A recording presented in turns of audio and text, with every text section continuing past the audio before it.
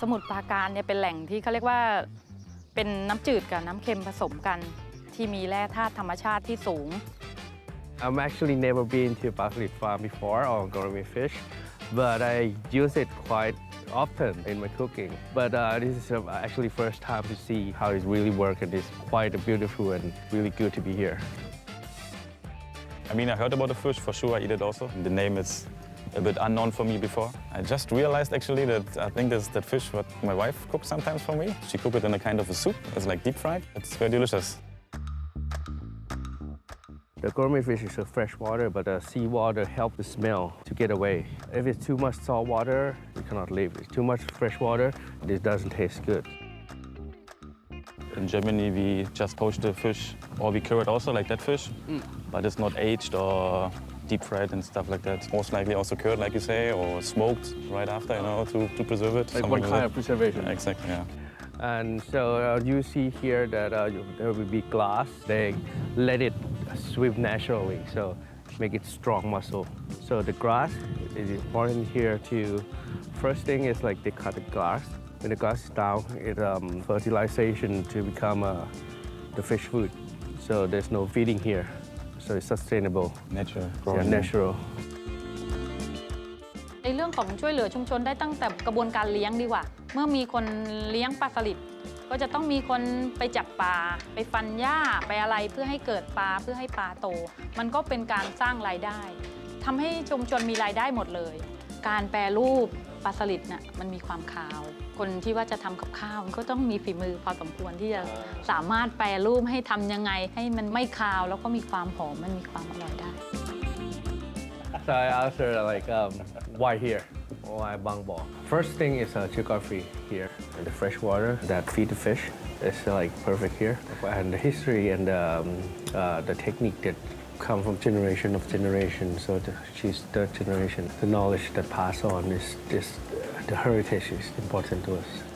So there's humidity, the dampness of the head. The head is the variation that make the fish not good because of the water content of the head. They have to take the head off and cut it. The dryness and the salted couldn't be controlled if the head is still there.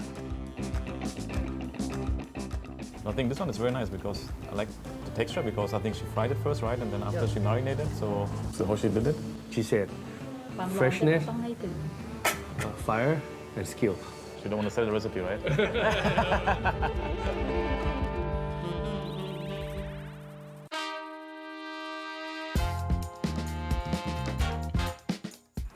So first is I'll do a yum southern style. For the sweetness, I'll use honey from palm near the beach.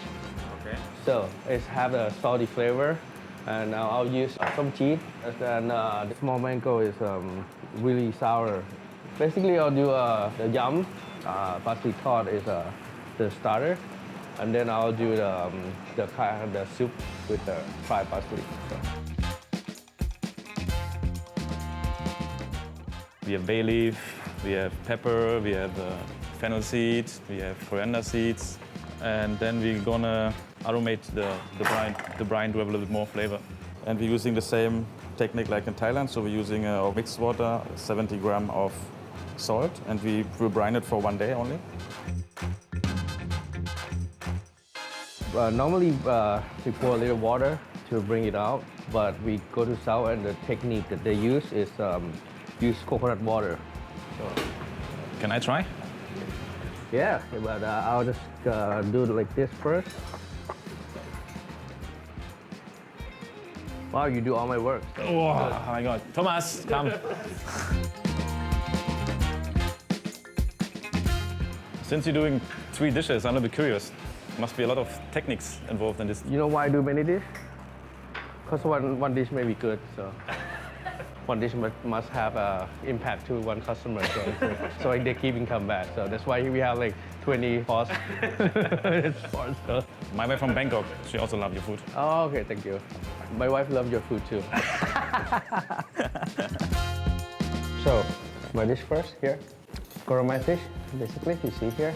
But the sauce is actually I boil with a fresh squeezed coconut with a galangal bay leaf and lemongrass, shallots, and turmeric. I boil it and barely use sugar. After that, a little bit salt because I boil gourmet fish in there too. And then after about boil gourmet fish in there, and then after that, I just put on the deep fryer again, so base crispy. So basically what we did actually, we got the fish fresh yesterday, and then we also cure it or brine it in a liquid solution with salt and spices and herb, very traditionally. Smoked it slightly with apple. After we smoked the fish, we just chopped it down, we marinated a little bit with creme fraiche and sour cream. The skin, we made it crispy. Thomas, the older first, always.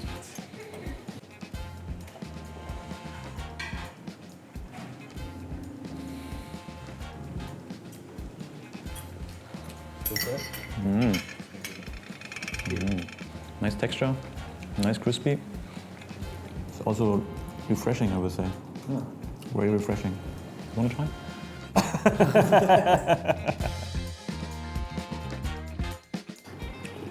Wow. You like it? I know you don't like cucumber, but... No. I love it so much. How do you know that? You've been talking to my wife? I only need 1 kilo. For Thailand, we have a saying, there's fish in the water, there's a rice in the field. So that's how we can grow a lot of things. We can raise a lot of things. And then there's a lot of great ingredients in Thai that I want to present. So that's why I'm still cooking today. I think one thing might have to change for fine dining a little bit. It's maybe that people might have perception that quality ingredients in Thailand is not really going along. But I think it's just maybe a mindset. The people thinking is, I don't want to pay that money for maybe a local duck because I'm thinking the French duck is much better. But we have to change that. You have to change that perception, right? We have to take that product, change the customer mindset that, hey, this local thing is good, and we have to make them try and think. It's our responsibility. So exactly. Also, that's a way to exploring things in Thailand. To see what things are done and who the person behind that product. Also, you know what I mean. So I think yes, that's very important.